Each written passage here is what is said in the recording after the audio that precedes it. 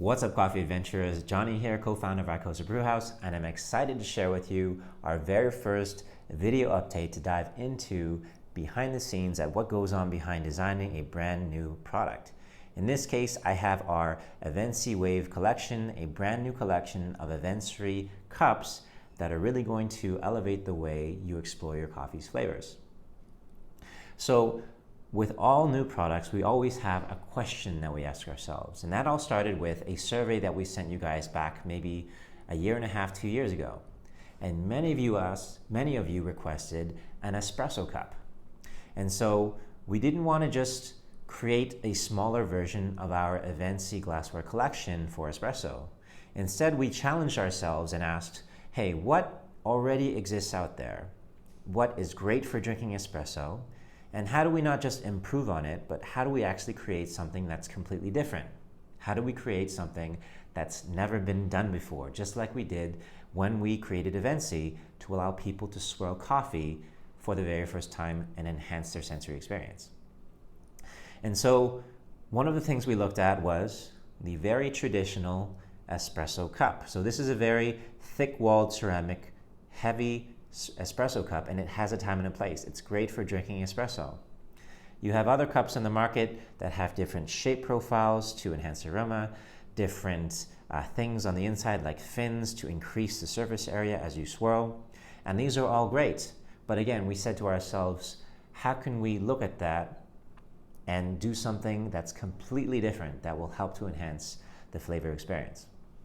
And so just like with all things in all product development, we went to the drawing board. So I want to share something very close and dear to my heart, which is my sketchbook. So you might not actually get to see this very often, but here is a brain dump of all of the ideas that I came up with in developing a brand new line of cups for sensory. So here's some really cool sketches, exploring forms that may or may not be possible. And what I ended up thinking about was, what happens if I look at a ramp, whether it's a ramp in the ocean for a surfer or a ramp on a snowboard park or a skate park? You think about a person going off this smooth ramp and they launch into the air. It really helps them to create momentum and acceleration.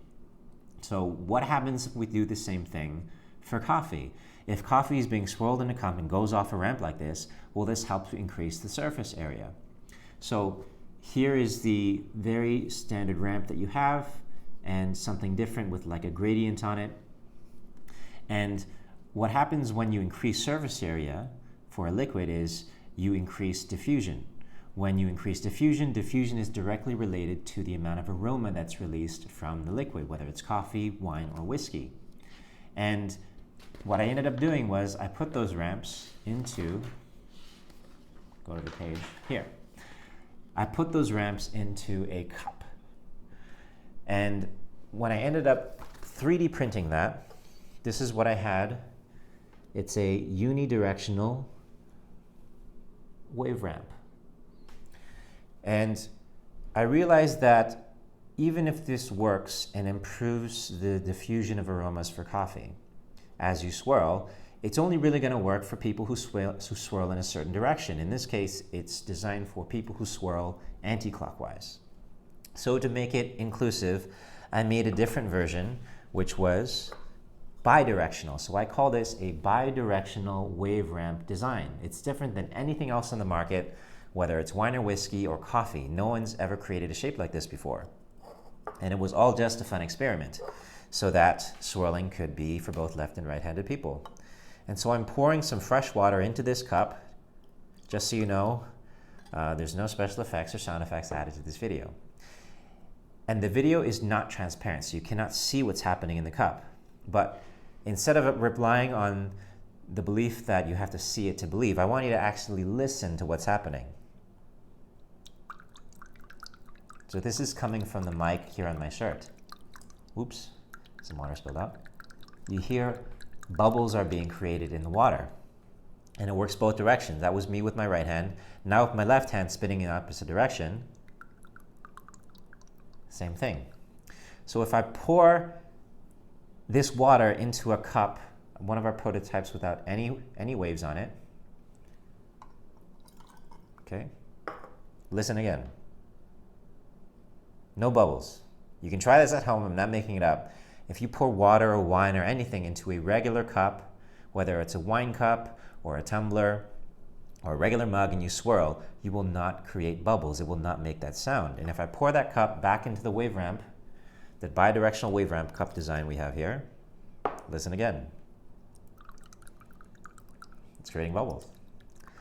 And so when we talk about bubbles in liquids that we drink, it's called aeration. So aeration is very common in wine and whiskey. When you aerate your wine, you're oxidizing it, you're developing the flavors, you're helping to release the ethanol.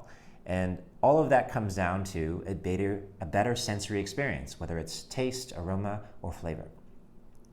And the big question for us was, does this also apply to coffee? Does aeration help to improve the sensory experience for coffee? And I want to answer that question in one of our future videos. Today, I just wanted to explore the very beginnings of why we started to dive into developing a new sensory line and why we started with espresso. So in future videos, I'd love to share more about our new tasting cup, which is based on the Alto glass and the hourglass shape that it has.